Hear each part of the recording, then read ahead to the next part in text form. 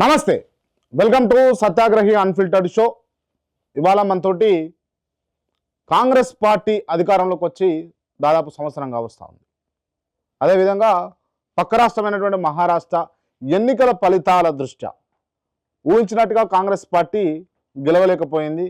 ఈ అంశాల పట్ల మనతో ఇవాళ మాట్లాడడానికి కాంగ్రెస్ పార్టీ లీడర్ గాలి బాలాజీ గారు, అదేవిధంగా బీజేపీ లీడర్ శ్రీనివాస్ గారు ఉన్నారు. ముందుగా వెల్కమ్ చేద్దాం.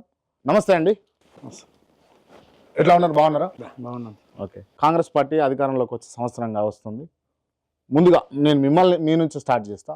మీరు చేసింది ఏముంది ఈ సంవత్సర కాలంలో, చెప్పుకోదగినటువంటి అంశం ఏముంది అని అంటే మీరు ఏం చెప్తారు? గత 10 సంవత్సరాలుగా అధికారంలో ఉన్న ప్రభుత్వము 10 సంవత్సరాల్లో చేయని చాలా కార్యక్రమాలు కాంగ్రెస్ పార్టీ అధికారంలోకి రాగానే 7 మంత్స్లోనే కంప్లీట్ చేయడం జరిగింది. ముఖ్యంగా కాంగ్రెస్ పార్టీ ఎక్కువగా ఆదరించే రైతుల పట్ల అత్యధిక ప్రేమ చూపెట్టి రైతు రుణమాఫీ చేయటము, కాంగ్రెస్ పార్టీని ఆదరించి గెలిపించిన మహిళల పట్ల కృతజ్ఞతగా ఫ్రీ బస్ ఇవ్వటం కానీ, అలాగే ఇప్పటి వరకు 10 సంవత్సరాల్లో చదువుకున్న యువత ఉద్యోగాలు లేక ఎదురుచూపులు చూసి కోర్టులో స్టేలు వేసి పబ్లిక్ సర్వీస్ కమిషన్లో స్కాములు జరిగి చాలా ఇబ్బందులు పడటం జరిగింది. అట్లన్నింటినీ అధిగమించి దాదాపుగా వచ్చిన 3rd మంత్లోనే 35,000 ఉద్యోగాలకి ఎల్బీ స్టేడియంలో సర్టిఫికేట్స్ ఇచ్చి, రైట్, 35,000 ఉద్యోగాలు లేకపోతే 50,000 ఉద్యోగాలు ఇవన్నీ కూడా గతంలో బీఆర్ఎస్ ప్రభుత్వం అధికారంలో ఉన్నప్పుడు ఇచ్చినటువంటి నోటిఫికేషన్ కాస్త మీరు క్లెయిమ్ చేసుకునే పనే చేసిరు. కానీ గత ప్రభుత్వంతో పోలిస్తే మీరు వాళ్ళు చేసినటువంటి అన్ని సంవత్సరాల పరిపాలనలో మీరు ఏ నెలల్లో చేసి చూపెట్టిన అంటారు కదా, మీరు చెప్పండి శ్రీనివాస్ గారు.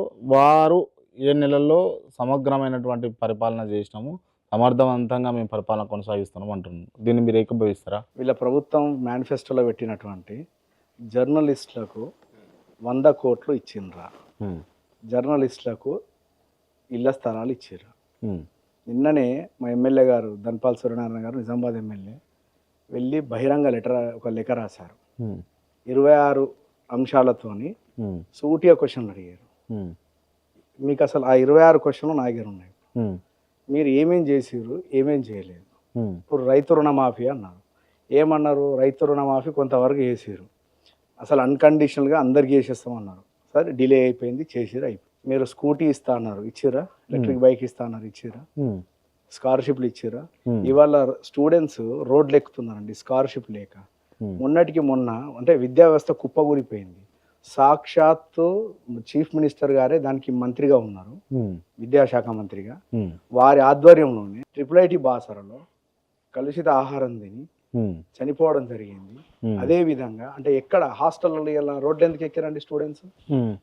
ఇప్పుడు సార్ అన్నారు, ఏంటి మేము అన్ని ఉద్యోగాలు ఇచ్చినాం అన్నారు.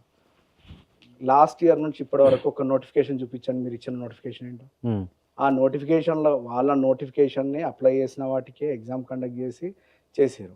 ఇవాళ మీరు అంటున్నారు స్కాములు రాలేదు అని. ఏం స్కామ్ జరిగిందో మాకు తెలియదు, రేపు ఫ్యూచర్లో కానీ మనకు తెలిస్తే తెలియవచ్చు. సరే, ఓకే, సంతోషం, ఇచ్చారు. ఏం ఉద్యోగాలు ఇచ్చారండి? గ్రూప్ 1 ఎందుకు రాలేదు, ఇంకా గ్రూప్ 2 ఎందుకు రాలేదండి? ఇప్పుడు గ్రూప్ 4 ఇచ్చారు. సీఎం గారు అక్కడ అపాయింట్మెంట్ లెటర్ ఇస్తున్నారు పెద్దపల్లిలో. కానీ మీరు గ్రూప్ 1 ఎందుకు కండక్ట్ చేయలేదు, గ్రూప్ 2 ఎందుకు చేయలేదు? ఇప్పుడు నేను ఇంకో క్వశ్చన్ అడుగుతాను మీకు. ఇప్పుడు న్యాయవాదులకు 5,000 రూపాయలు ఇస్తానన్నారు, జూనియర్ న్యాయవాదులకు, ఇచ్చిరా అండి? ఆటో డ్రైవర్లకు 15,000 ఇస్తా అన్నారు, ఇచ్చిరా? ఈ 1 ఇయర్లో మీరు చేస్తా అన్నవి ఏమైనాయి? ఇప్పుడు ఫ్రీ బస్ అని అన్నారు. ఫ్రీ బస్ అన్నప్పుడు మీరు ఆటో డ్రైవర్లకు 15,000 ఇస్తా అన్నారు, ఇచ్చిరా? మరి వాళ్ళకి ఇన్సూరెన్స్లు చేయించారా? సార్, నిజంగా శ్రీనివాస్ గారు అడుగుతున్నట్టుగా, వాళ్ళు చెప్తున్నట్టుగా మీరు ఇచ్చినటువంటి 6 గ్యారంటీలో ప్రప్రథమంగా చెప్పింది 2,500 రూపాయలు తులం బంగారం, స్కూటీలు, యువ వికాసం పేరుతో యువతను ఇచ్చేసారు. నిరుద్యోగ భృతి 4,000 ఇస్తా అన్నారు, ఇచ్చిరా? గవర్నమెంట్ ఏర్పడినప్పుడు గవర్నమెంట్ ఖజానాలో ఎన్ని పైసలు పెట్టిపోయారు? ఖజానాలో డబ్బులు లేవని తెలిసి కూడా మీరు హామీ ఎలా తెలుస్తుంది మీకు ఖజానాలో డబ్బులు లేవనే విషయము? ప్రభుత్వం అధికారంలోకి వచ్చిన తర్వాత కదా. మీరు అంతకుముందుకే కదా క్లియర్ గా చెప్పేది, అప్పుల కుప్ప అయిన తెలంగాణ అన్నారు కదా, అదే వినాలి. ఇప్పుడు ఒక్కటే రోజు మనం ఫుల్గా మీల్ చేసుకుని ఇంకా మళ్ళీ రేపు తినము అనేది లేదు కదా. ఇప్పుడు గవర్నమెంట్ ఏం చేస్తుంది? ఇప్పుడు కుదేలైపోయిన రాష్ట్రాన్ని సరైన మార్గంలో పెడుతుంది. కుదేలు అయిపోయిందని తెలుసు మీకు, సరైన కానీ అలవి కాని హామీలు అంత తెలిసి మీరు ఎందుకు ఇవ్వాల్సి వచ్చింది? ఏది ఇందులో మేము ఇచ్చిన హామీల్లో ఏది కూడా అలవి కానిది లేదు, అన్ని అమలు చేస్తాము. ఎప్పుడు రానున్న రోజుల్లో మొదట మీరు నడుస్తుంది. చెప్పింది ఏంటంటే 100 రోజులు అన్నారు, దాని తర్వాత సంవత్సర కాలం అన్నారు. ఇప్పుడు 100 సంవత్సరం కాలం వచ్చేసరికి 100 రోజుల్లో మీరు extend చేసుకుంటూ పోతారా? 100 రోజుల్లో తులం బంగారం ఇస్తామని హామీ ఇవ్వలేదే, చూపెట్టమనండి ఎక్కడైనా. ఎప్పుడు ఇస్తున్నారు మీరు మరి? దాన్ని ఒక ఇంప్లిమెంట్ తీసుకొస్తున్నాం కళ్యాణ లక్ష్మితో పాటు. సరే, ఒక రాష్ట్రం మొత్తంలో ఒక్కరికన్నా ఇచ్చిరా మీరు తులం బంగారం? తులం బంగారం ఇంకా మేము ఇంప్లిమెంట్ చేయలేదు కదా. మీరు వచ్చే అధికారంలోకి ఒక సంవత్సరం అవుతుంది కదా. సంవత్సరం అయింది, కానీ అంటే ఇప్పుడు ఈ కళ్యాణ లక్ష్మి సంవత్సరంలో ఇస్తున్నాం పెళ్లి కదా. చేసుకున్న వాళ్ళందరూ రానట్టే కదా. 2021 లో పెళ్లి చేసుకున్న వాళ్ళకి 2021 లో కళ్యాణ లక్ష్మిలు వచ్చినాయా? 2021 లోనే కళ్యాణ లక్ష్మిలు వచ్చినాయా? ఇస్తారా ఇవ్వరా అని అడుగుతున్నాను. 2021 లోనే షాదీ ముబారక్లు అంటే వచ్చినాయా? మీరు వాళ్ళ పరిపాలన ఎట్లా చేస్తారో మీరు కూడా అదే చేస్తారన్నట్ట. మీరు ఇక్కడ అర్థం చేసుకోవాల్సింది ఏంటంటే, గవర్నమెంట్ ప్రాసెస్ లో ఒక మ్యారేజ్ అయింది, మ్యారేజ్ అయిన తర్వాత మండల ఆఫీస్ దగ్గర అప్లై చేసుకుంటారు. అప్లై చేసుకునేది ప్రాసెస్ జరుగుతుంది, అది బడ్జెట్కి వెళ్తుంది. బడ్జెట్ లో దానికి సంబంధించిన ఫైనాన్స్ మినిస్టర్ గారు ఆమోదం తెలుపుతారు. ఇది ప్రాసెస్, డ్యూ ప్రాసెస్. విమర్శ అనేది ఎట్లయినా చేయొచ్చు. విమర్శ అంటలేదు సార్, నేను ఇప్పుడు అడిగిన క్లారిటీ మీరు ఏమడుగుతున్నారు? ఆయన ఏమన్నా అంటే వీళ్ళకి ఇస్తారా ఇవ్వరా నేను అడిగింది. ఇస్తారా మీరు- ఇవ్వరా? మీరు నేను స్లోగా మొదటి implement వాళ్ళలోనే చేస్తారా? చెప్పాను, ఇచ్చిన హామీలు అన్ని కూడా అమలు చేస్తాం. మోడీ గారు 11వ సంవత్సరం పరిపాలన చేస్తున్నాడు, 11వ సంవత్సరంలో అడుగుపెట్టాడు. ఎవరు బ్యాంక్ అకౌంట్ లో అయినా 15 లక్షల రూపాయలు పడినాయా? ఎప్పుడు అనలేదు ఆయన. 15 15 లక్షల రూపాయలు మీ బ్యాంక్ అకౌంట్ లోకి వస్తుంది అనేది మోడీ గారి స్లోగన్. అది ఇవ్వండి సార్. మోడీ గారి స్లోగన్ ప్రపంచం అంతా తెలుసు. అరే 15 లక్షల రూపాయలు ప్రతి అకౌంట్ లో మీకు అకౌంట్ కి వస్తుందని మొదటి సంవత్సరం. మోడీ గారు ఇవ్వలేదు, మేము ఇవ్వలేము. ఇప్పుడు నేను అనేది మేమిద్దరం ఒకటే, మేమిద్దరం ఒకటే అంటారా? కాదు, మీరు అర్థం చేసుకోవాలి. ఇక్కడ 11 సంవత్సరాల్లో హామీ అమలు చేయని వాళ్ళు సంవత్సరంలో హామీ అమలు చేయమని మమ్మల్ని అడగడం హాస్యాస్పదం. ఈ రాష్ట్రంలో ఉన్న ప్రతి రైతు రుణం ఎవరు తీసుకున్నారో అందరికీ మాఫీ అయింది. రైతు రుణమాఫీని సిస్టమ్ ఎట్లా తీసుకున్నాము? 50,000 ఉన్నప్పుడు ఒక ప్యాకేజ్, 1,00,000 రూపాయలు ఉన్నప్పుడు ఒక ప్యాకేజ్, 1,50,000 ఉన్నప్పుడు ఒక ప్యాకేజ్. మీరు లక్షల ముంగట ఇట్లా అంటే కండిషన్ సప్లై అని చెప్పేసి చెప్పిరా? కండిషనల్ సప్లై కాదు, ఇక్కడ నేను ఆర్థిక అడుగుతున్నానండి తెలియక. కాదండి, ఆర్థిక పరిస్థితులు కూడా చూసుకోవాలి కదా. రైతు కూలీలకును తర్వాత కౌలు రైతులకు ఇస్తారా, ఎందుకు ఇవ్వట్లేదు మీరు? కౌలు రైతుకి కంపల్సరీ స్కీమ్ వస్తుంది. అసలు మీరు కౌలు రైతులను గుర్తించారా? రాష్ట్ర వ్యాప్తంగా కౌలు రైతులను గుర్తించిందే కాంగ్రెస్ పార్టీ. ఎంతమంది ఉన్నారు? ఎంతమంది ఉన్నారు? కౌలు రైతుల్ని గుర్తించింది అదే కాంగ్రెస్ అండి, పార్టీ. ఎంతమంది ఉన్నారు? రాష్ట్ర వ్యాప్తంగా ఎంతమంది ఉన్నారు? మీరు ఒకటి అర్థం చేసుకోవాలి, కౌలు రైతు నెవర్ కౌంటెడ్. ఇది రాసి పెట్టుకోండి, కౌలు రైతు అనేవాడిని నెవర్ కౌంటెడ్. అంటే ఇప్పుడు నేను కౌలు రైతు అంటే నాకు కూడా ఇస్తారా మీరు? కాదు, మీరు కౌంట్ చేయలేరు కౌలు రైతు అని. అదే నేను కౌలు రైతు అంటే నాకు కూడా Yes, ఇస్తారా? దాని గురించి ఇప్పుడు ఒక పాలసీ తీసుకొస్తుంది గవర్నమెంట్. ఎట్లా తీసుకొస్తారు? ఏం తీసుకొస్తున్నారంటే, కౌలు రైతు ఎవరైతే పెద్ద రైతు దగ్గర కామందు దగ్గర తీసుకుని ఉంటారో వాళ్ళ రైతు వీళ్ళకి వాళ్ళకి మధ్యలో జరిగిన అగ్రిమెంట్ ద్వారా, లేకపోతే వీళ్ళకి వాళ్ళకి జరిగిన అట్లా వాళ్ళు agreement గుర్తిస్తారు. అగ్రిమెంట్ లేదు, ఉన్నాయి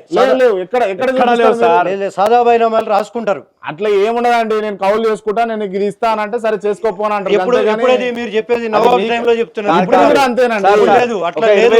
20 ఏళ్ల క్రితము ఇప్పుడు ఆ సిస్టమే లేదు మీకు. కాదు సరే, అంటే మీరు నిజంగా చెప్పండి, మీ గుండె మీద చేసుకొని చెప్పండి, కాంగ్రెస్ పార్టీ 1 year పరిపాలనలో సక్సెస్ అయిందని అనుకుంటారా? 100%. 100%. స్వామి గారు, మీరు చెప్పండి, కాంగ్రెస్ పార్టీ 1 year పరిపాలనలో సక్సెస్ అయింది? నేనేమంటున్నా, సార్ అన్నారు కదా సక్సెస్ అయిందని అంటున్నారు కదా, ప్రజలను అడగండి, బయటికి వెళ్ళినాక ప్రజలను అడగండి. ఇప్పుడు ఏ ఒక సెగ్మెంట్ వీళ్ళు హ్యాపీగా ఉన్నారని చెప్పండి. వీళ్ళు ఏమంటారు అంటే ఓన్లీ ఇప్పుడు ఆ హోర్డింగ్స్ పెట్టేసి రైతు రుణమాఫీ చేసినాం, రైతులని ఒకటే పట్టుకున్నారు తప్ప. ఇప్పుడు ఇంకో క్వశ్చన్ మిమ్మల్ని స్ట్రేట్ గా అడుగుతా సార్, డ్రగ్స్ కంట్రోల్ కు ఏమన్నాడు? ఇమ్మీడియట్ గా నేను డ్రగ్స్ కంట్రోల్ కు తగిన చర్యలు తీసుకుంటాము, ఇమ్మీడియట్ కంట్రోల్ చేస్తామని అన్నారు. అయిందా సార్ అది?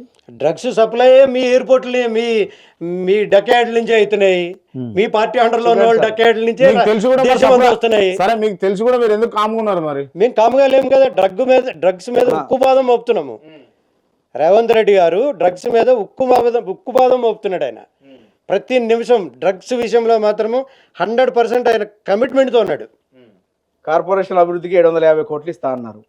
ఏ కార్పొరేషన్ కి ఇచ్చారు? ఎన్ని కార్పొరేషన్లు? మీరు కార్పొరేషన్ చైర్మన్ అందరినీ వేసారు కదా సార్, ఒక్క కార్పొరేషన్ కు ఎంత ఫండ్ ఇచ్చారు చెప్పండి. అంటే నాకు ఒకటి అర్థం కావట్లే, మీరు మీ బీజేపీ వాళ్ళకి మేము ఒక పేరు పెట్టాం, గ్లోబల్ ప్రచారం యూనివర్సిటీలు ఉంటాయి మీకు. అట్లాగా ఇప్పుడు మనకి ఎదుర్కొంటూ కూర్చున్న జర్నలిస్ట్ గారు అడగవలసిన క్వశ్చన్ మీరు నన్ను అడగడం ఏంది? ఆయనకు ఉన్నటువంటి డౌట్లు నన్ను అడగకూడదు. ఆయన డౌట్ ఆయన చెప్పాలా, ఆయన ఎక్స్పోజ్ చేసుకోవాలి. వీళ్ళకున్న అలవాటు ఏంటంటే ప్రచారం యూనివర్సిటీ, ఉన్నది లేనట్టు లేనిది ఉన్నట్టు. సృష్టించడంలో బీజేపీ నెంబర్ 1. సరే అదే ప్రశ్న నేను అడుగుతా, మీరు చెప్పండి. కార్పొరేషన్లకు మీరు ఎంత అమౌంట్ కేటాయించారు? కార్పొరేషన్స్ యాక్చువల్గా గత గవర్నమెంట్లో కానీ అంతకుముందు కానీ దాదాపుగా స్టేట్లో 90 కార్పొరేషన్స్ ఉండేవి సార్. ఇప్పుడు దాన్ని రెడ్యూస్ చేసి 42, 43కి తీసుకొచ్చి వాళ్ళకి ఆ యొక్క పనితీరుని బట్టి, మార్కెట్లో ఉన్న సేల్స్ని బట్టి, లేకపోతే మార్కెట్లో వాళ్ళకు ఉన్న డిస్ట్రిబ్యూషన్ బట్టి ఫండింగ్ అలోకేషన్ చేస్తున్నారు. రేపు బడ్జెట్ సమావేశాలు స్టార్ట్ అవుతున్నాయి. రేపు అసెంబ్లీ స్టార్ట్ అయినప్పుడు ద ఫస్ట్ ఇది చేసేది దాన్నే, కార్పొరేషన్ బలోపేతం చేయడం కోసమే. ఇప్పుడు టూరిజం కార్పొరేషన్ ఉన్నది మీకు. టూరిజం కార్పొరేషన్ ఇంతకు ముందులా లేదు. ఇప్పుడు టూరిస్ట్ పెరిగారు మన దగ్గర. ఈ టూరిస్ట్ని అట్రాక్ట్ చేయడం కోసం ఏం చేయాలి ఏంటి అనేది ప్లాన్. లైక్ లక్కవరం, భద్రాచలం ఇట్లా ఉన్నాయి కదా కొన్ని. ఈ స్పాట్స్ అన్నింటిని కూడా డెవలప్ చేస్తారు. దానికి సంబంధించి వాళ్ళకి ఎంత ఎలోకేషన్ చేయాలి? నాట్ ఓన్లీ 750 crores, వాళ్ళకి ఇంకా బడ్జెట్ అవసరం అంటే 1000 అబోవ్ చేయాలనేది గవర్నమెంట్ ఉద్దేశం. కాంగ్రెస్ పార్టీ మీరేమో లేదు సక్సెస్ఫుల్ అయిందని మీరు అంటారు, లేదు ఫెయిల్ అయిందని మీరు అంటారు. ఇప్పుడు కొన్ని మినిస్ట్రీలు ఉన్నాయి కదా, విద్య, వైద్య, ఆరోగ్యం, ఇవి ముందు మనకు ప్రయారిటీలు ఉంటాయి. విద్యాశాఖ సీఎం గారి దగ్గర పెట్టుకొని విద్యా వ్యవస్థ కుప్పగూలిపోయింది 1 year లో. దానికి అంటే వాళ్ళు ఏం మెజర్స్ తీసుకుంటున్నారు? విద్యా వ్యవస్థ ఎక్కడ కుప్పగూలిపోయిందో నాకు ఇప్పటి వరకు కనపడలేదు. ఎక్కడ నాణ్యత లేని ఫుడ్ సప్లై చేసిర్రా లేదా? ప్రతి గవర్నమెంట్ లోని నాసి రకం ఫుడ్ పెట్టడం అనేది కామన్. మీ దగ్గర కూడా జరుగుతాయి. గుజరాత్ లో జరగలేదా? యూపీలో జరగలేదా? ఎక్కడ జరగలేదు అంటే మీకు తెలిసే జరిగిందని ఒప్పుకుంటారా? కామన్ అని అంటారు. లో లెవెల్లో కక్కుర్తి పడేవాడి వల్ల జరుగుతుంది. దాని గురించి ఎంత సీరియస్ ఏం చేస్తున్నారు? దామోదర్ రాజనరసింహ గారు కానీ, మన సీతక్క గారు కానీ, బట్టి విక్రమార్క గారు కానీ ఆల్రెడీ యాక్షన్ స్టార్ట్ అయిపోయినాయి. ఎవరి మీద తీసుకున్నారు యాక్షన్స్? వార్డెన్స్ కానీ, ప్రిన్సిపల్స్ కానీ వీళ్ళ మీద యాక్షన్ స్టార్ట్ అయింది ఆల్రెడీ. ఏం తీసుకున్నారు యాక్షన్స్? అంటే సస్పెండ్ అవుతున్నారు కదా వరుసనే. దాని మూలంగా బలైన వాళ్ళకి ఏం చెప్తున్నారు, ఏమి ఇస్తున్నారు? చచ్చిపోయిన వాళ్ళకు వాళ్ళ గురించి మనం ఈ డిస్కస్ లో మాట్లాడడం విచారకరంగా ఉంటుంది సార్. వాళ్ళకి వెళ్ళవలసిన కాంపన్సేషన్ కానీ, వాళ్ళకి చెప్పవలసిన సమాధానం కానీ గవర్నమెంట్ ఖచ్చితంగా చెప్పాలి. ఏ గవర్నమెంట్ అయినా చెప్పాలి. ఎందుకంటే వాళ్ళ పిల్లలు అడుగుతున్నాం మేము. ఇప్పుడు యాక్షన్ అనేది ఇంత ఇమీడియట్ గా ఎందుకు స్టార్ట్ అయింది? మీరు ఏం చెప్పారు? వాళ్ళ కంపోజిషన్ ఏమి ఇస్తారు? అది మనం చర్చించుకోకుండా కదా. ఇప్పుడు గత 1 year లో రావాల్సినటువంటి బకాయిలు రాక డిగ్రీ కాలేజీలు క్లోజ్ చేసేసారు, బంద్ కూడా చేసారు. వాళ్ళు మేము క్లాసులు చెప్పమని చెప్పి ఇది చేసారు. పిల్లల్ని అక్కడ సతాయిస్తున్నారు. పిల్లలకు పాస్ అయిన వాళ్ళకి సర్టిఫికేట్లు ఇస్తలేరు. ఎందుకంటే మాకు ఫీజు కట్టాలి కాబట్టి మేము సర్టిఫికేట్లు ఆపినాం అంటున్నారు. దీని మీద అంటే ఒక కాంక్రీట్ ప్లాన్ అంటే ఇప్పుడు మీరు దేనికో ఇస్తున్నారు కదా. నేను అనేది ఈ విద్యా వ్యవస్థకు వాళ్ళు ఇప్పుడు యూనివర్సిటీ ఉంది, ఉస్మానియా సిటీ ఉంది. ఉస్మానియా సిటీలో ఈ గత 1 year లో ఎన్ని రీసెర్చ్ జరిగినాయండి? ఎంత ఫండ్ అలోకేట్ అయిందండి? అక్కడ ఉన్నటువంటి సమస్యలు ఎన్ని ఉన్నాయి మీ దృష్టికి వచ్చిందా? వస్తే దానికి ఏం చేసారు? నాకు తెలిసిన పిల్లలు చెప్తున్నా, వీళ్ళు జాబ్లు వచ్చినాయి, వీళ్ళ సర్టిఫికేట్లు అక్కడ ఉన్నాయి, వెరిఫికేషన్ పోవాలి. ఏం చేసారు? జాబ్ ఎట్లా వస్తే సర్టిఫికేట్ లేకుండా? మీ గ్లోబల్ ప్రచారం అంటే ఏంటో ఇప్పుడే చెప్తున్నా. సర్టిఫికేట్ లేకుండా వాడికి జాబ్ ఎలా వస్తుంది? వాడి జాబ్ ఇంటర్వ్యూకి ఎట్లా వెళ్తాడు? వాడికి అపాయింట్మెంట్ లెటర్ ఎట్లా వస్తుంది? మీరు పూర్తి ఇంటర్వ్యూ అన్నమాట. నేను ఏమంటున్నా, డబ్బులు వాళ్ళు కట్టుకొని సర్టిఫికేట్లు తెచ్చుకొని జాబ్లకు అప్లై చేసుకున్నాను, అప్పులు తెచ్చుకొని కట్టుకున్నాను. సర్టిఫికేట్ లేకపోతే అప్లై చేయడానికి లేదు. అవునా? విత్హెల్డ్లో పెట్టారు, రిజల్ట్ విత్హెల్డ్లో పెట్టారు. పెడితే వీళ్ళు పోయి బయట డబ్బులు తెచ్చుకొని కట్టుకొని తీసుకొచ్చుకొని పూర్తిగా గ్లోబల్ ప్రచారం అండి. ఇదేంటో గవర్నమెంట్ మీద బురద చల్లడానికి రాబోయే జిహెచ్ఎంసీ ఎలక్షన్ లో వీళ్ళ ప్రతాపం చూపెట్టుకునేటానికి చెప్పేది తప్పించి ఇంట్లో ఏ విధమైన ఫ్యాక్టరీ లేదు. Osmania university, I'm as a OU student. ఈ రోజు మనం ఇట్లా వెళ్దాం పదండి ఇక్కడి నుంచి. ఓయూలో ఫండ్ ఎంత ఉంది, వాళ్ళకి ఫండ్ ఎంత అలోకేట్ అయింది న్యూ గవర్నమెంట్ లో, మనం తెలుసుకుందాం. చర్చ వద్దు దాని గురించి, డైరెక్ట్ పోదాం. ఎందుకు? మహారాష్ట్రలో మహాయుతి కూటమి విజయానికి కారణం ఏమై ఉండొచ్చు అని మీరు అనుకుంటారు? సార్, వాళ్ళను అంటే కాంగ్రెస్ పార్టీని నమ్మే పరిస్థితులు లేరు, శరద్ పవార్ని నమ్మే పరిస్థితులు లేరు వాళ్ళు. రైట్? ఇక్కడ వాళ్ళకు అంటే మీరు కారిడార్ చూసిన, ఎకనామిక్ కారిడార్ చూసినట్లయితే ఇవాళ ముంబైకి 8 లైన్ల లేన్ పోయింది. రైట్? వాళ్ళు డెవలప్మెంట్ అనేది కళ్ళతో చూస్తున్నారు అక్కడ ఏం జరుగుతుందనేది. సో ప్యూర్గా డెవలప్మెంట్కి వాళ్ళు యాక్సెప్ట్ చేసారు, డెవలప్మెంట్కి ఓటేసారు. అంటే కాంగ్రెస్ వస్తే డెవలప్మెంట్ చేయదని అనుకున్నారా? వాళ్ళు ఏమనుకున్నారు మనకు తెలియదు. మా డెవలప్మెంట్ చూసి అయితే వాళ్ళు వేసారు. టోటల్గా కాంగ్రెస్ అభివృద్ధి చేయదు, అందుకోసం మాకు వేసిర్రు అన్నట్టుగా చెప్తా ఉన్నారు. మీరు ఏమంటారు? యూనివర్సిటీ అంతే, అదొక వర్డ్ అది గ్లోబల్ అంతేగాని అక్కడ మేము దొంగతనంగా గెలిచామని మాత్రం చెప్పరు. దొంగతనం గెలిచారా? అంతే, 100%. దొంగతనంగా అంటే ఇట్లా అంటే 100% అది ఎట్లా అంటే అక్కడ జరిగిన చూడండి. మీకు ఇప్పుడు ఆయన ఆయన చెప్పారు వాళ్ళు కదా చెప్పేదంటే మరి ఫస్ట్ వాళ్ళకి వచ్చేదంటే సేమ్ మహారాష్ట్రలో ఆ. మరి ఎంపీ సీట్ ఎందుకు కోల్పోయింది బీజేపీ? వాళ్ళ ఇప్పుడు ఎందుకు సార్, కోల్పోయింది? ఉమ్. ఒక్క నిమిషం ఆగండి సార్, నేను సేమ్ చెప్తున్నా. టైం మీరు జనరల్ ఎలక్షన్ జరిగింది. తెలంగాణ మీ గవర్నమెంట్ వచ్చి ఎన్ని సీట్లు ఎందుకు ఓడిపోయారు? ఎందుకు ఎందుకు? నాకు సమాధానం చెప్పండి. మీరు ఎన్ని సీట్లు ఎందుకు విమర్శించలే ఓడిపోయారు? కదా కాంగ్రెస్ పార్టీని ఎంపీ సీట్లు ఎందుకు ఆదరించారు? ఉమ్. అరే నేను అదే చెప్తున్నా సార్. నేను మోడీ గారు గొప్ప చేశారు. మోడీ గారి యొక్క డెవలప్మెంట్ కారిడార్, ఫైనాన్షియల్ కారిడార్ చూసి ఓట్లు వేశారు. అగ్రి చేస్తాను. మరి ఎంపీ సీట్ ఎందుకు కోల్పోయారు? మోడీ గారు సేమ్ కారిడార్ కదా, సేమ్ ఫైనాన్షియల్ కారిడార్ కదా, సేమ్ డెవలప్మెంట్ కదా, మరి ఎందుకు ఓడిపోయారు? ఉమ్. అంటే కాంగ్రెస్ అయితేనే చేయగలుగుతుందని కాంగ్రెస్ ని గెలిపించారు అక్కడ ప్రజలు. అక్కడ మీకు జరిగింది ఏంటంటే సార్, వాయనాడులో కూడా అదే జరిగింది. సింధేని ఉమ్. తప్పించి ఉమ్. బీజేపీ సీఎం కావాలనే ఉద్దేశంతో ఇది మోస్ట్ ప్రీ ప్లాన్డ్గా ఒక్కొక్క కాన్స్టిట్యున్సీలో 40,000 to 50,000 ఓటర్స్ని ఇంక్లూడ్ చేశారండి. The Congress party will lodge a complaint to EC um. Before election. Um. 40,000 to 50,000 ఓట్స్ని యాడెడ్ చేశారు. ఉమ్. ఎవరిని తొక్కడానికి? కాంగ్రెస్ పార్టీనో ఎన్సీపీనో ఉద్ధవ్ ఠాక్రేనో తొక్కడానికి కాదు, షిండేని సీఎం అని కానివ్వకుండా ఉండటం కోసం చేసిన కుట్ర. ఓకే. ఈ రోజు ఏం జరిగిందండి? ఉమ్. షిండేకి ఎన్ని వచ్చినాయి సార్ ఓట్లు? ఫడ్నవీస్ ఒక్క నిమిషం. షిండేకి ఇంత ముందు సార్, షిండేకి ఇంత ముందు ఎన్ని సీట్లు ఉండే, ఇప్పుడు ఎన్ని సీట్లు వచ్చినాయి సార్? 4 సీట్లు తగ్గినాయి షిండేకి. ఉమ్. రికార్డు చూసుకోండి. అది కాదు సార్, కారణం బీజేపీ. ఈ యాడెడ్ చేసిన వీటితో వీళ్ళు ఏం చేశారండి? మీరు ఎందుకు ఓడిపోయారు చెప్పండి సార్. ఫస్ట్ మ్యాజిక్ మీరు ఎందుకు ఓడిపోయారు చెప్పండి. బీజేపీ ఎందుకు గెలిచింది కాదు, మీరు ఎందుకు ఓడిపోయారు చెప్పండి. మేము ఎందుకు ఓడిపోయినదే కదా. 50,000 ఓట్స్ యాడ్ చేసిన ఎక్కడ నుండి చేశారు? శ్రీనివాస్ గారు దేవునికి అక్కడ తీసుకొచ్చి పెట్టిరా? 50,000 ఓట్స్ ప్రతి కాన్స్టిట్యున్సీలో యాడ్ చేసుకుంటా పోతే ఏ పార్టీ అయినా ఓడిపోతుంది. తీసుకురండి సార్. మోడీ కాంగ్రెస్ పార్టీ తరఫున నిలబడి యాడింగ్ అంటే ఎట్లా జరిగింది అది? ఓటర్స్ ఇంక్లూడ్ చేశారండి. తీసుకొచ్చారు వాళ్ళను? ఎవరు ఆ ఓటర్స్ ఎవరు అసలు? బయట నుంచే ఎక్కడ నుండి తీసుకొచ్చారు? ఇప్పుడు హైదరాబాద్ వచ్చి సెటిల్ అయిన మరాఠీస్ ఉమ్. ఆ కాన్స్టిట్యున్సీ లో ఇక్కడ ఓటర్స్ ని అక్కడ యాడ్ చేసి ఓకే. చాలా జిమ్మిక్ ఇండియా వైడ్ ప్లే నడిచిందండి. ఓకే. దట్ ద అదే పని మనం జార్ఖండ్ ఎందుకో కాలేదు? ఓన్లీ మహారాష్ట్రలోనే జరిగిందా లేకపోతే మరి జార్ఖండ్ ఎందుకో అయ్యో, జరగదు? ఇంకా చెప్తాను. జార్ఖండ్ జార్ఖండ్ లో ఇదే కనుక మనం జార్ఖండ్ కూడా చేసి ఉండొచ్చు కాదు, కాదు. జార్ఖండ్ లో ఇప్పుడు సార్ అక్కడ ఉన్న మైన్స్ అన్ని జార్ఖండ్ లో ఉన్నాయి. రెవెన్యూ అంతా జార్ఖండ్ నుంచి వస్తది. మరి ఇదే పని అక్కడ కూడా చేసి ఉండొచ్చు కదా. జార్ఖండ్ కి వచ్చేసరికి సార్, జార్ఖండ్ అనేది ఒక చిన్న స్టేట్, దాంట్లో యాడింగ్ అనేది కుదరదు. మహారాష్ట్ర అనేది మన ఇండియాకే క్యాపిటల్, అది ఫైనాన్షియల్ క్యాపిటల్. స్ప్రెడ్ అయి ఉంటారు మొత్తం ఆల్ ఓవర్ ఇండియా మహారాష్ట్రన్స్. జార్ఖండ్ వాళ్ళు వచ్చేవాళ్ళు చాలా తక్కువ. బయటికి మీరు ఎనాలిసిస్ తీసుకోండి, అక్కడ యాడ్ చేయడానికి కుదరదు. ఇంకోటి ఏంటంటే వాళ్ళ సొంత ఏరియాస్ని కానీ ఈ మైన్స్ని కానీ కాపాడుకోవాలనే ఉద్దేశంలో ఉన్నారు. ఈ మైన్స్ కనుక జార్ఖండ్లో బీజేపీ గవర్నమెంట్ వస్తే ఈ మైన్స్ అన్ని సమ్ ఆదానికో ఇంకోటికి వెళ్ళిపోతాయి. దానికి జార్ఖండ్ ఈజ్ పూర్తి వ్యతిరేకం. ఆ వ్యతిరేకతతోనే మూడోసారి కూడా జార్ఖండ్లో సోరెన్ గవర్నమెంట్ని తీసుకురావడం జరిగింది. ప్రజలు ఏం ఆలోచిస్తున్నారు? ఈ మోడీ వద్దురా బాబు, కేంద్రంలోనే చెప్పాలనే ఉద్దేశంతోనే ఉన్నారు. మొన్న కూడా మీరు ఇట్లాగే గ్లోబల్ ప్రచారం చేసి 400 హమారా హై అన్నారు. ప్రజలు బుద్ధి చెప్పారు. మీరు మీ సీట్లు ఎక్కడెక్కడ ఎన్ని సీట్లు ఎట్లా గెలిచిర్రు, ఏ ఓట్లతో గెలిచిర్రు, అది దాని గురించి మాట్లాడడానికి చాలా ఉంది చరిత్ర, రైట్? అది కాదు సార్, నేనేమంటున్నా, ఇప్పుడు మీరు అన్నారు యాడ్ చేసిర్రు, మ్యానిపులేషన్ చేసిర్రు అన్నారు. మరి నాందేడ్ ఎందుకు కాంగ్రెస్ గెలిచింది? నేను ఆన్సర్ చెప్పినా మీరు అర్థం చేసుకోవట్లేదు శ్రీనివాస్ గారు. ఒక్క అసెంబ్లీకి 50,000 ఓట్లు మేము యాడ్ చేసామని అన్నారు. సో నాందేడ్ కాన్స్టిట్యున్సీలో నాందేడ్ పార్లమెంట్ గెలిచింది కదా కాంగ్రెస్ అయితే. మరి నాందేడ్ కాంగ్రెస్ గెలిచిందంటే వాళ్ళు కూడా యాడ్ చేసి గెలిచిన సీట్లేనా అవి? కాదు, మీరు యాడ్ చేశారు, కానీ ప్రజలు ఏం ఆలోచన చేశారు?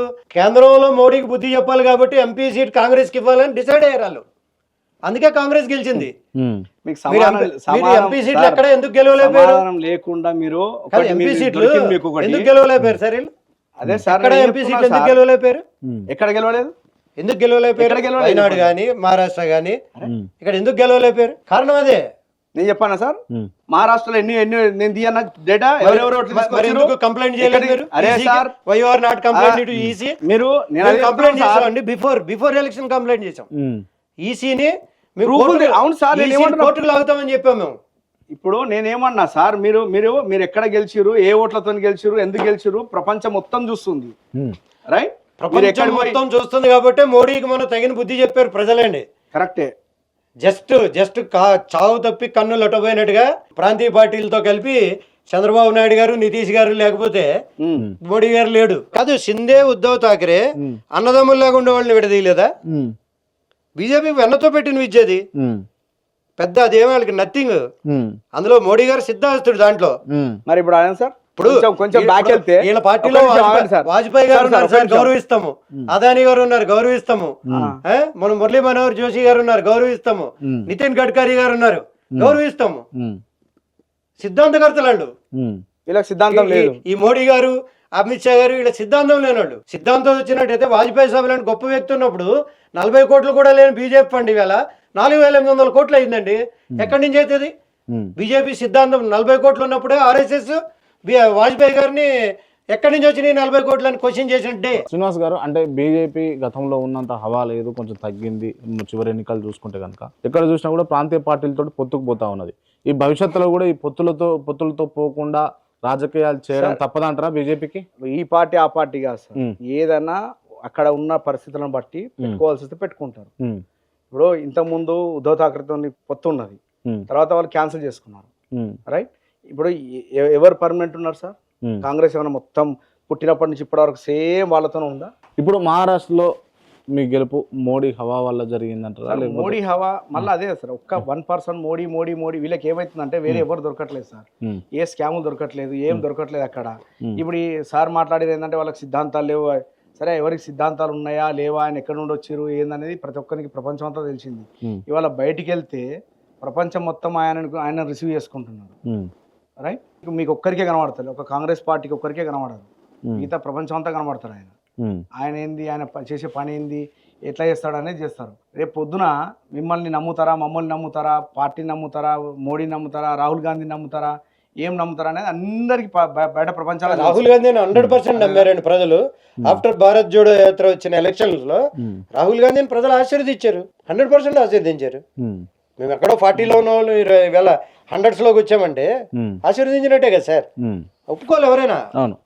కాశ్మీర్ లో ఎందుకు మీ జెండా ఏం చెప్తున్నా సార్, ఎవరి ప్రయారిటీలు వాళ్ళకు ఉన్నాయి సార్. ఇప్పుడు మీరే చెప్పారు ప్రపంచం అంతా చూస్తున్నారని. అవును సార్, ప్రపంచం చూడవలసిన పని లేదు. భారతీయులు, భారతదేశంతో అనుబంధం ఉన్న వాళ్ళు చూస్తే చాలు, ప్రపంచం ఎందుకు చూడాలి? అబ్కాబార్ మోడీ, అబ్కాబార్ ట్రంప్ అన్నారు, ట్రంప్ గాలిలో లేచిపోయాడు. అప్పుడు ఇప్పుడు నువ్వు వద్దురా బాబు అన్నందుకు ఆయన మంచిగా సీట్లో కూర్చున్నాడు, అందరం చూసాం. అబ్కాబార్ ట్రంప్ అన్నాడు, ట్రంప్ సంగనాకి పోయాడు. నువ్వు వద్దురా బాబు, నీ సపోర్ట్ వద్దు, నువ్వు వద్దు అన్నాడు, సీట్లో కూర్చున్నాడు హ్యాపీగా. దృక్పథం కాదు సార్, ఇక్కడ ప్రజల్ని ఆకట్టుకోవడం అనేది ఇంపార్టెంట్. ఆకట్టుకోవడం కోసం అసత్య ప్రచారాలు చేయకూడదు. ఇప్పుడు మేము ఆర్ఎస్ఎస్ సిద్ధాంతాన్ని మాట్లాడట్లేదు, ఇంకోటి మాట్లాడట్లేదు, ఓన్లీ మీ గ్లోబల్ యూనివర్సిటీ గురించే మాట్లాడతాం. ఎందుకు మాట్లాడతాం అంటే లేనిది ఉన్నట్టు, ఉన్నది లేనట్టు. రాహుల్ గాంధీ మందు తాగుతున్నాడు అంటే పక్కన అమ్మాయి ఉన్నదని చూపెడతారు. అది ఎవడు రాహుల్ గాంధీ? అక్కడ అసలు రాహుల్ గాంధీయే కానే కాదు, మీ యూనివర్సిటీ నుంచి వచ్చిన పోస్టులే కదా. వ్యక్తిగత జీవితాల మీద చూపెట్టడం ఏంటి సార్? రాజకీయం వరకే, వ్యక్తిగత జీవితాలకు పోవద్దు. ఇప్పుడు మీరు చెప్పిందే నేను ఆమోదిస్తున్నా. మోడీని ప్రపంచం అంతా చూశారు, మోడీ గారి డ్రెస్ని ప్రపంచం అంతా గుర్తించారు. కాశ్మీర్ ప్రజలు ఎందుకు మోడీ గారి డ్రెస్ని గుర్తించలేదు? ఏమంటారు సార్ దీనికి మీరు? నేను ఏం చెప్తున్నా సార్, మళ్ళీ ప్రపంచం అంతా నేను అదే చెప్తున్నా. మీరు ఏ ఓట్లతో గెలిచిరు, ఎవరితో గెలిచిరు, ఎవరిని పక్కన పెట్టుకుంటున్నారు, ఎవరితో అంటగా ఆగుతున్నారు, రేపు పొద్దున మీ మంటలు వచ్చినాక, మీ కిందికి మంటలు వచ్చినాక అప్పుడు అర్థమవుతుంది. ఇప్పుడు మేము మాట్లాడితే ఏమంటారు అంటే ఇదే వీళ్ళు నేర్చుకునేది ఏంటంటే ఒకటి యూనివర్సిటీ అని, ఒకటి ఇదని, ఒకటి అని పట్టుకున్నారు.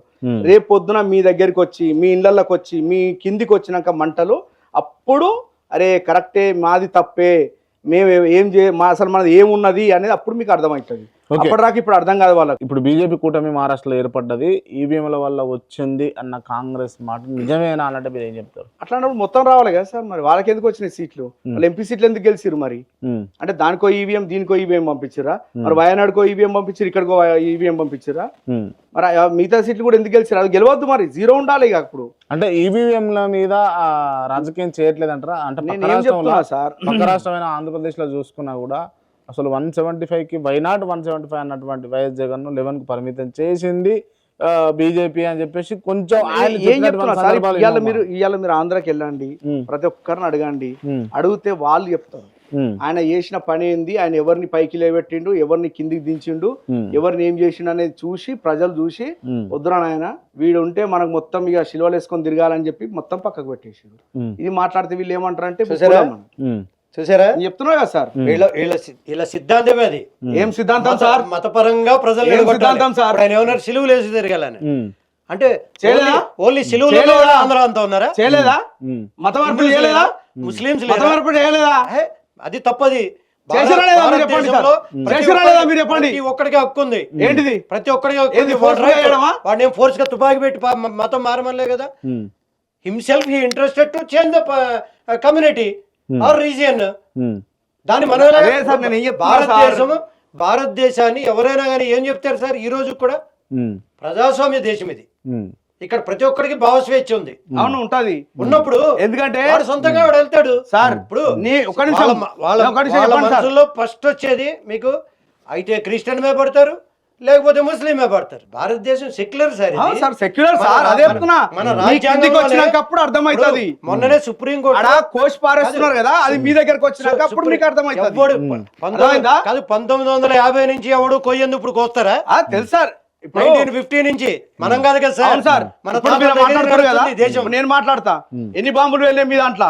మీ గవర్నమెంట్ లో ఎన్ని బాంబులు వెళ్ళినాయి చెప్పండి. ఇప్పుడు ఇక్కడ ఏమైంది? బాంబులు ఆగిపోయినాయా? ఎక్కడ బాంబులు ఆగిపోయినాయి చెప్పండి. హైదరాబాద్ లో పెరిగినాయి సార్ బాంబులు. ఎక్కడ పెరిగినాయి సార్? ఇదే చెప్తున్నా కదా. మరి ఇదే సంస్కారం. అది కాదు, ఇదే సంస్కారం మీకున్నది. సంస్కారం కాదు, ఇదే సంస్కారం. నేనేం చెప్తున్నా, మీరు డిబేట్ లో ఉన్నప్పుడు డిబేట్ నేను అదే చెప్తున్నా సార్. నేను అదే చెప్తున్నా ఆయనకు. ఏమంటే ఇప్పుడు ఊరికే ఒకదానికే పెట్టి మాట్లాడుతున్నావు. మీరు మాట్లాడేం సార్? క్రిస్టియన్స్ ఉద్దేశించి మీరు క్రైస్తవులు సిలువలు వేసుకుంటారంటే అంటే అక్కడ ఆంధ్రాలో అంతా మీరు ఎప్పుడు వెళ్ళారు ఆంధ్రాకి? ఎప్పుడు చూసారు? అక్కడ వేరే కమ్యూనిటీస్ లేవా? ఎంత తప్పంటే సార్ వీళ్ళు చేసేది. ఎంతసేపు మతం మీద రాజకీయం నడపడం ఇట్స్ నాట్ కరెక్ట్. నేను పార్టీ పరంగా చెప్పట్లే, as a citizen of India. కుల మత రాజకీయాలు చేస్తుందంటారా బీజేపీ? 100% సార్. వాళ్ళు ఇప్పుడు మీకు ఒక చిన్న స్టూడెంట్స్ లీడరు ఇప్పుడే ఎస్టాబ్లిష్ అవుతున్న ఆయన మనసులోనే, శ్రీనివాస్ గారి మనసులోనే ఒక క్రిస్టియన్ లేకపోతే బాంబులు పెట్టారు, ఒక ఊచకోత జరిగింది అనేది ఉందంటే టాప్ లెవెల్ లీడర్కి ఎంత ఉంటుంది? మేము డెఫినెట్ గా మా జోలికి వస్తే మేము నిలబడతాం, మీ జోలికి రాము. మా జోలికి వస్తే ఊరుకోము. ఇది ఎక్కడైనా కానివ్వండి. ఈ బీజేపీ పార్టీని వేలతో పెగిలించాలి. ఈ భావాలు కాంగ్రెస్ పార్టీ పుట్టించిన వాళ్ళు వచ్చినా గానీ బీజేపీని మీరు కాదు. బీజేపీని పుట్టించిన వాజ్పేయి అద్వానీ సాబుని మురళీ మనోహర్ జోషినే చెత్త కుప్పలు పాడేసినట్టు పక్కకు పాడేశారు. మీకు ఒక సిద్ధాంతము మళ్ళీ మీ పార్టీకి పెగిలించడానికి ఒకటి రావాలా? నెక్స్ట్ ఎలక్షన్ చూస్తాం. ఆయన ఏజెంట్ సార్, వాజ్పేయి గారు ఏజెంట్ కాదు. నెక్స్ట్ ఎలక్షన్ చూస్తాం కదా మేము. బీజేపీని పుట్టించినాడు ఎవడు? మా పార్టీకి 138 సంవత్సరాల చరిత్ర ఉంది. మీరు మా గురించి మాట్లాడతారా? అదే సార్. వాళ్ళు వచ్చినా బీజేపీని కనీసం ముట్టుకొని కూడా ముట్టుకోలేరు. తరం కాదు. ప్రజలు తలుసుకున్న రోజు ఇవన్నీ రాజు 100% కేసీఆర్ చౌక్ కూడా అట్లాగే అనుకున్నాడు, నెక్స్ట్ నేనే తర్వాత నేనే అని. మహారాష్ట్రలో బీజేపీ కూటమి అధికారంలోకి రావడానికి క్లియర్ గా అంటే ఇక్కడ రాహుల్ గాంధీ ఫెయిల్యూర్ లేదు, సోనియా గాంధీ ఫెయిల్యూర్ లేదు, ప్రియాంక గాంధీ ఫెయిల్యూర్ లేదు, ఎవరిది లేదంటారా? ఇప్పుడు ఇక్కడ ఫెయిల్యూర్ కాదండి. మీకు ఎట్లా అంటే అజిత్ పవార్ గారికి శరద్ పవార్ గారి గుర్తు కేటాయించారు, షిందే గారికి ఉద్ధవ్ ఠాక్రే గుర్తు కేటాయించారు. ప్రజలకి లో లెవెల్కి అంత డెప్త్గా తెలియదు. మీకు ఎప్పుడు గమనించండి. ఇప్పుడు మొన్న కేసీఆర్ గారు కూడా మా పార్టీ సింబల్కి సంబంధించిన రోలర్ కానీ ఇంకోటి కారు సింబల్ ఒకటి ఆటో ఒకటి వద్దని ఈసీకి మొరపెట్టుకున్నాడు. ఎందుకు మొరపెట్టుకున్నాడు? ప్రజలకి డెప్త్లో తెలియదు మీకు అది ఈ సింబల్ మారింది అనేది. క్లాక్ కనపడగానే అరే శరద్ పవార్ జీగా అంటాడు. అది చాలా ఎఫెక్ట్ ఉంటుందండి. ద ఫస్ట్ థింగ్ అది ఎఫెక్ట్. సెకండ్ వచ్చి ఓటింగ్ యాడింగ్ అండి. ఓటింగ్ యాడింగ్కి మేము కోర్టుకు వెళ్తున్నాం, పార్టీ తరఫున కోర్టుకు వెళ్తున్నాం. ఓటింగ్ యాడింగ్ మెయిన్ ఇంపాక్ట్ అండి అక్కడ. ఇక్కడ చరిష్మాలు ఏం కాదు. సరే ప్రజలు నిర్ణయించారు, ఆమోదించాలి, అది ఎవరికైనా సహజం. అది ఇప్పుడు మీరు షిండేని దెబ్బ కొట్టాలనుకున్నారు. ఇప్పుడు మోనోపాలీ పార్టీ మోడీ గారు చరిష్మా అన్నప్పుడు 10 రోజులు ఎందుకండి ఉట్టిగా సినిమా ఢిల్లీ వెళ్ళారు, వచ్చారు, మహారాష్ట్ర వచ్చారు, పరిశీలకులు పరిశీలిస్తున్నారు. ఇవన్నీ ఎందుకు? ఫడ్నవీస్ సీఎం అవుతాడని అందరికీ తెలుసు. అదే ప్రచారం కూడా జరిగింది. సో ఎందుకు 10 రోజులు ఎందుకు పట్టిందని అంటారు మీరు? సార్ ఇప్పుడు ఇంటర్నల్గా అది ఏదో మన ఊహాగానాలు కాదు సార్. వాళ్ళకి ఏం కమిట్మెంట్ జరిగింది, వాళ్ళు ఏం అడిగారు, వీళ్ళు ఏమి ఇచ్చారు, వాళ్ళకి ఏం జరిగిందని లోపల జరిగిన విషయం. ఓకే, మరి ఇప్పుడు షిండే గారు ఉన్నారు, ఆయన చిన్నపిల్లాడు కాదు కదా, ఇప్పుడు అభద్రమా ముఖ్యమంత్రి ఉన్నాడు ఇతనే కదా. ఆయన ఏదో మీరు చాక్లెట్ ఇచ్చి కూర్చోండి పక్క కూర్చోవాలి అది కాదు కదా. వాళ్ళ కమిట్మెంట్లు ఏమున్నాయి, వీళ్ళ కమిట్మెంట్ ఏమున్నాయి, అది ఫుల్ఫిల్ చేసినాకనే డిసిషన్ తీసుకున్నారు కదా. ఇప్పుడే వచ్చింది డిసిషన్, ఇంతకుముందే ఫడ్నవీస్ అని చెప్పి డిక్లేర్ అయింది కూటమిలో. మళ్ళీ సేమ్ ఇదే అంటే మన కూటమిలో అన్నప్పుడు కూటమి ప్రయారిటీస్ అన్ని ఉంటాయి. వాళ్ళకి ఎన్ని సీట్లు ఇవ్వాలి, వీటికి ఎన్ని ఉన్నాయి, మీకేమో కూటమి ప్రయారిటీస్ ఉంటాయి, అపోజిషన్ వాడికేమో కూటమి ప్రయారిటీస్ ఉండకూడదు. ఎవరన్నా ఇదంతా చేయమండి. కూటమి ప్రయారిటీ లేదు నేను అది కూటమి ప్రయారిటీస్ మీకైతే ఓకే, మీరు 10 రోజులు డిలే చేయొచ్చు, లేకపోతే ఢిల్లీకి పిలిపించుకోవచ్చు, చాక్లెట్ ఇవ్వచ్చు ఇవ్వకపోవచ్చు.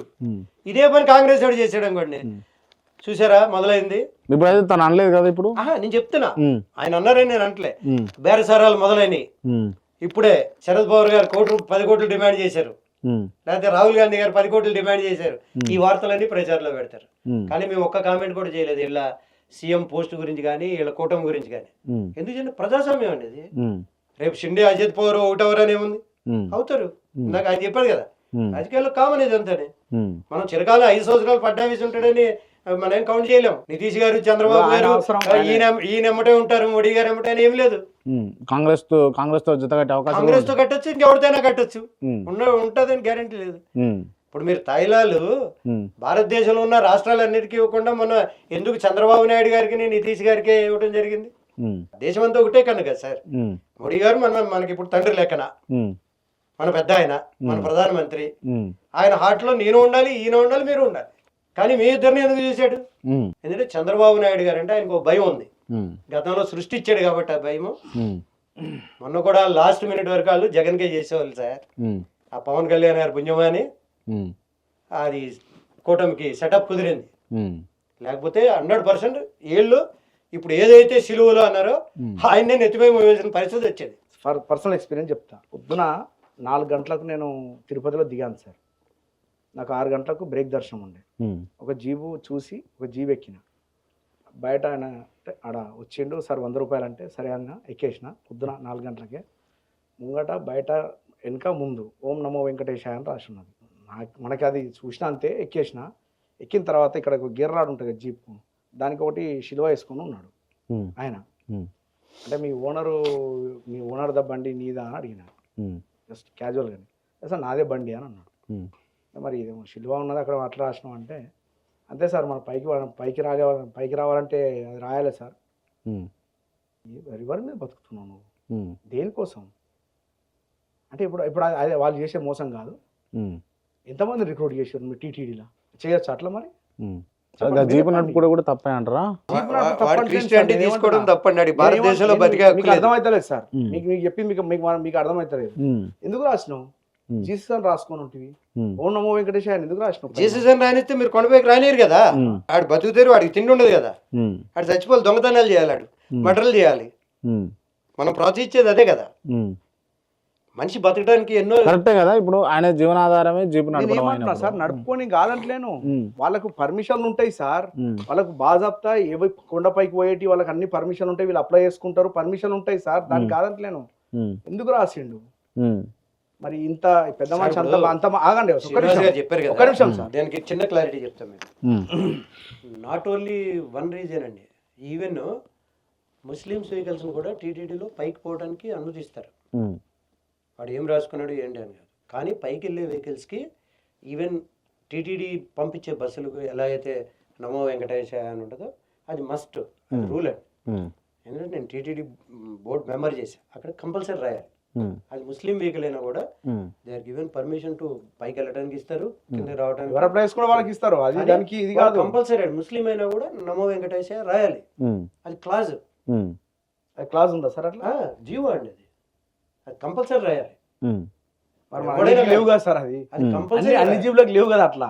మీరు అన్నదంటే మరి అన్నిటికీ ఉండాలి. కొండపైకి ఎలా ఉన్న బళ్ళు ఏదైనా కూడా మీకు నమో వెంకటేశాయ కంపల్సరీ స్టిక్కర్ అతికించాల్సిందే. మీకు మొత్తానికి మీరు చెప్పినటువంటి అంశాలు అంత మతపరమైనవిగా చర్చకు దారితీస్తున్నాయి కాబట్టి, సో మహారాష్ట్రలో కాంగ్రెస్ కూటమి పాలు చెందడానికి కారణమేమో వీరు చెప్పేదేమో ఒక రకంగా ఉంది, మరి వీరు చెప్పేదేమో అధికారంలోకి వచ్చింది అన్నదైతే పూర్తిగా బయట రాష్ట్రాల నుంచి ఓటింగ్ తీసుకొచ్చారు అని చెప్పేసి ఈవీఎంలో వల్లనే అధికారంలోకి వచ్చింది బీజేపీ కూటమి అని చెప్పేసి ఏమో మరి వీరు చెప్తా ఉన్నారు. కాంగ్రెస్ పార్టీ లీడర్ వీరేమో వాళ్ళు ఈ అభివృద్ధి చేయలేకపోతారు, అభివృద్ధి మేమైతేనే చేస్తాం కాబట్టి మాకు ఓట్లు వేసిరని చెప్పేసి మా శ్రీనివాస్ గారు చెప్తా ఉన్నారు. సో థ్యాంక్ యూ అండి, థ్యాంక్ యూ సో మచ్. నమస్తే.